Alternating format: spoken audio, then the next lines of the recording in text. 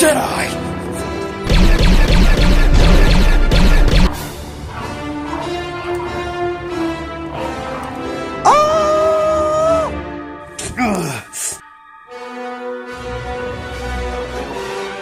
I will never join you!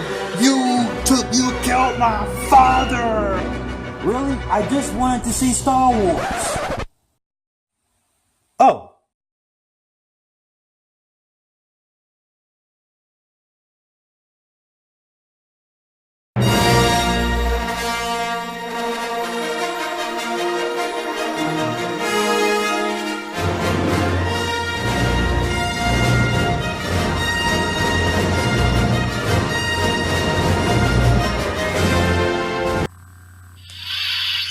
That was awesome. As you know, I got a new Star Wars shirt. It has Rey, Chewbacca, Finn, Rose, and Poe Dameron. Is that Poe Dameron?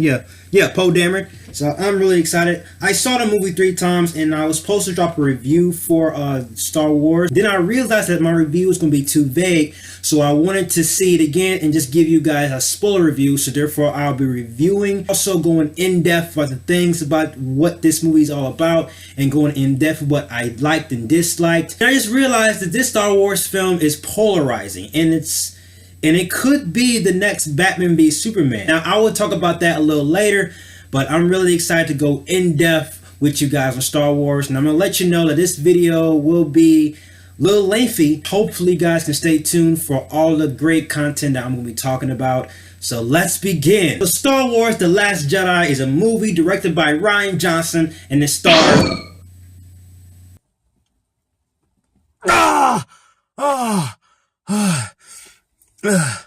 Star Wars The Last Jedi was a movie directed by Rian Johnson. You know what? Let me tap into the Force one more time, and let's do this the right way. Before I start off with everything, I just want to give you a quick summary of my thoughts on the film, and then I'll go in depth with the spoilers since I didn't do my review. As I say, the performances from Mark Hamill and everyone definitely were outstanding. And Mark Hamill was, I feel like this was like Mark Hamill's best performance of his career. This movie was beautifully shot. Like, it had some crisp visuals. It really had lots of twists and turns and a lot of unexpected events that you're not expecting, because when you are going into this film, you're thinking that this film is going to follow this certain formula, but then our major characters is shift to a different direction, and then you're like, oh wow, and that could lead you to love it or hate it. And that's one of the things I said earlier in the video, where I said this movie could be polarizing as the next Batman v Superman. And to tell the truth, you felt the weight of the First Order, because the First Order was like pretty much like wiping the Resistance out. The people of the Resistance was dying left and right, and you can really feel like the First Order had their foot on their throats. It had a lot of elements of Empire Strikes Back, In Return of the Jedi, and New Hope. It had certain scene elements from those 3 films, but still had originality to its story. These characters that we have theories on, it's not going to answer none of our theories. If you look at the film for what the film was trying to give you, instead of judging the film on what you expect it to be, you will love this film even more. When I first saw the film, I had lots of theories. I had lots of theories going in about Rey and about Snoke, and when I watched it, I was like, it didn't really plan out how I hoped it to be. And then watching it again, I watched the film from a film perspective, and then I realized that this film was giving us something new, something that we haven't seen before from a Star Wars film, and I had to admire that. It's something very new, and something that changed. And from my perspective, I think that change makes people uncomfortable. For example, in Batman v Superman, when you walk into Batman v Superman, people expect it to become this next superhero film, but what we got was a personal story from with its characters, breaking down these characters into the dirt so that we can build them back up. I call it deconstruction, and that's exactly what this movie did to Rey. That's exactly what this movie did to Luke. But about Luke's story arc, and Luke's story arc is all about legacy. He's saying that after he defeated the Empire, he became a legend. And instead of that, we got the human side of Luke Skywalker, because how we look at Luke Skywalker after watching Return of the Jedi, we're thinking he's going to be this perfect Jedi with all these skill sets with no type of flaws. One of the things that Rian Johnson did, he brought the human factor to the Jedi, because these Jedi are people. They're not like robots and gods or things. They're people with human personalities and human flaws. The originals and the prequels, as great as they are, except for the prequels, they are original is great, but George Lucas gave us the black and white, the good versus evil. But what Rian Johnson did, he took those two factors and looked what's in between those two factors, and that is the gray areas. And that's one thing that this movie secretly touched base on without actually acknowledging it to this audience. And when I'm talking about Rey's story arc, she has this arc where she's trying to discover her parents. She doesn't have any parents, and these three iconic heroes is that she's being around is the people that she's really attached to, and her dynamic connection with Kylo Ren that I really bought and I really love to have on screen. And that Kylo Ren is suffering from the darkness, and she sees that he conflicted and he could possibly turn to the light side.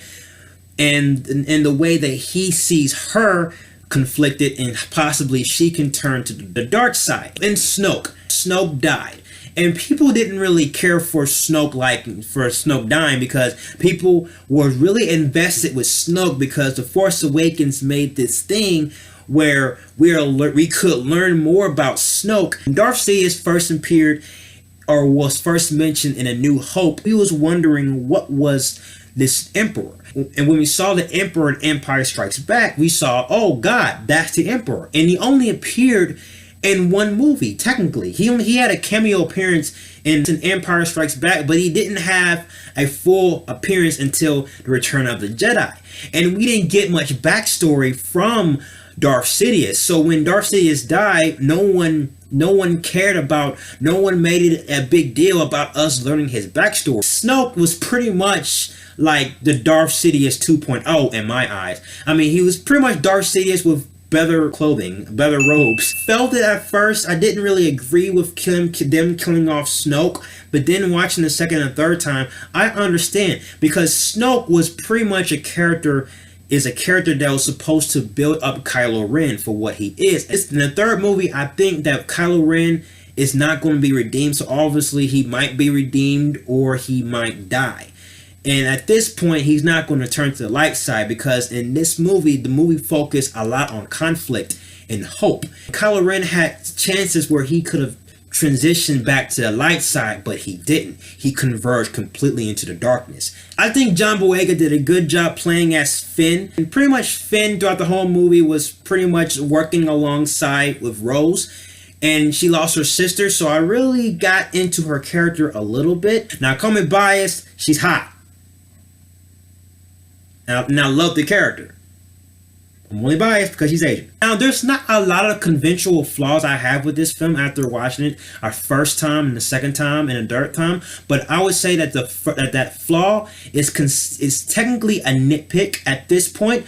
And that nitpick is when Finn and Rose was going to this planet that looked like Las Vegas in space. And that's where the movie kind of dragged a little bit. I just feel like that was like a DVD special Blu-ray edition or short film, like The Adventures of Finn and Rose, Journey to Find a Hacker. After watching it again, it connects with it well, but it still had too much extended period of time. And I think if they shorten that time of them finding a hacker, it wouldn't be as much as a big deal. I thought Leia had a huge badass moment. She was zapped by the First Order, and then she was like floating in space. And then I thought like, whoa, they killed off Leia like that? Like, really? You really gonna kill off Leia? And I was literally in the theater just like, what the F just happened? And then all of a sudden she just like, start floating back Superman style back to the ship. And I was like, oh, how did she do that? Did she have the ability to do that? I mean, it was badass to me. People probably didn't like it, but from my opinion, I think that was definitely badass. Now, I will go in depth about that later on in the video, but I gotta say that was badass, and it's something I haven't really seen before. The only question is, like, how was she able to tap into the Force to do that in the vacuum of space? Master Yoda told us that the Force works in mysterious ways. So we're just so basically our definitive answer to that question is the Force. And I wonder how they're going to transition Princess Leia in episode 9. I don't know how they're going to do it. So I really is up in the air at this point. Poe Dameron, I think he had a bigger role from Force Awakens emotionally, because this character was considered a hot shot. The woman who took over for the Resistance, you know, she was saying that he was a hothead, he was brash, impulsive, and dangerous. He went with his gut instead of his head. Sometimes for his character, it is good to go with your gut, and sometimes it's bad to go with your heart. He made some very out of this world decisions, like trying to destroy the Dreadnought and sacrificing the whole entire bombing fleet in the process. He had that one shining moment where Luke Skywalker was confronting Kylo Ren, and then he realized that he was actually biding time for the Resistance to escape. General Hux, who was played by Domhnall Gleeson, I thought that he overacts in most of the scenes, and I feel like the beginning of the movie where he was talking to Poe Dameron, and Poe Dameron was like, "Hello, Hope, can you hear me now? Can you hear me now?" And he's like, "Can you hear me now? I can hear you." Ah! Benicio del Toro's character, he plays the hacker. To be honest, I didn't really care for this actor. I thought Benicio del Toro was going to play like an interesting character, or a character that we could really, or a badass character. And they hinted, that he could be playing the main villain or something, or a villain. And what we got was him playing a hacker who sounded like, you know, Porky the Pig or Bugs Bunny. That's all, folks. I felt like Benicio del Toro's talent was wasted in this film. I want to go deeper into the Force. We saw things that we have never seen before in the Force, and people didn't really agree with the astral projection scene, and the fact that Leia was floating in space, and the fact that we didn't really get who Rey's parents are. All of us were respecting that, like, Luke Skywalker was going to be Rey's parent, or Obi-Wan Kenobi. But I'm going to tell you this, guys.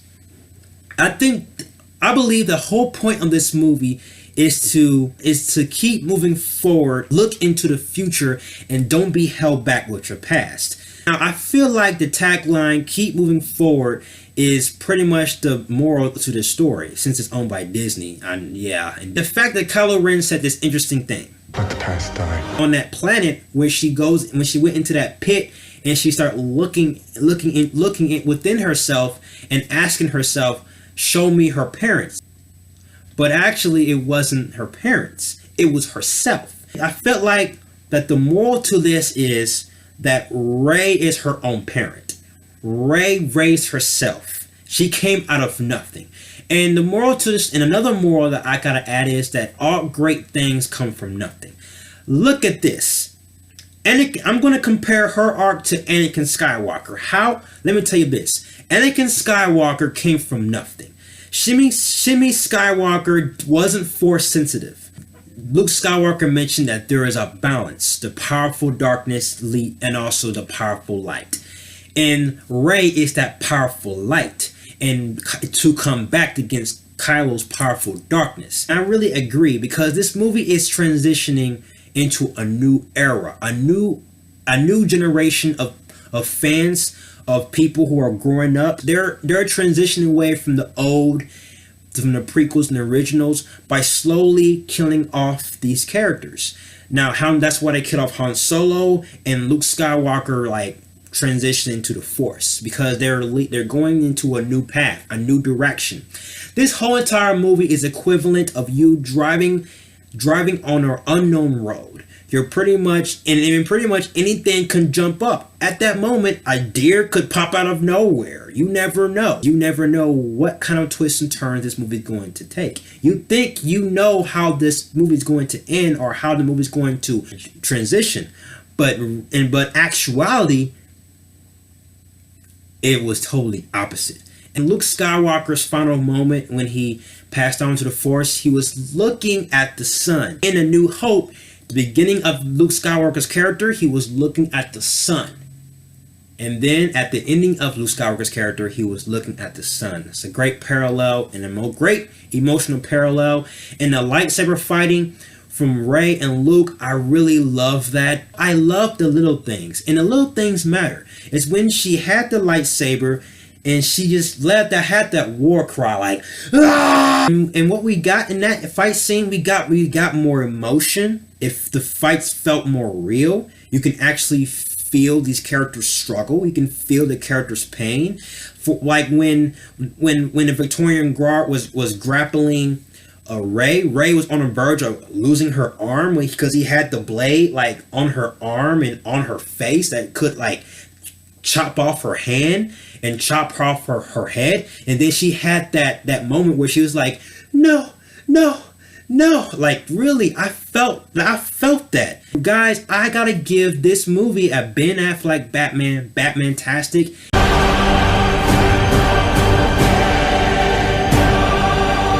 That's my spoiler talk, my spoiler review for Star Wars. Now, I couldn't really cover everything because I didn't want this video to be too long as it is. But if there's anything I'm missing, please let me know and comment below. And yes, so guys, what is your favorite moment in Star Wars? What is your favorite scene? And I can't forget about those porks. Those porks was definitely good. They were a lot better than Ewoks. So guys, if you like everything you see and you agree, click right here, join me in the Batman family. I'll have more Batman-tastic reviews on the way. You have been warned. Till then, ciao.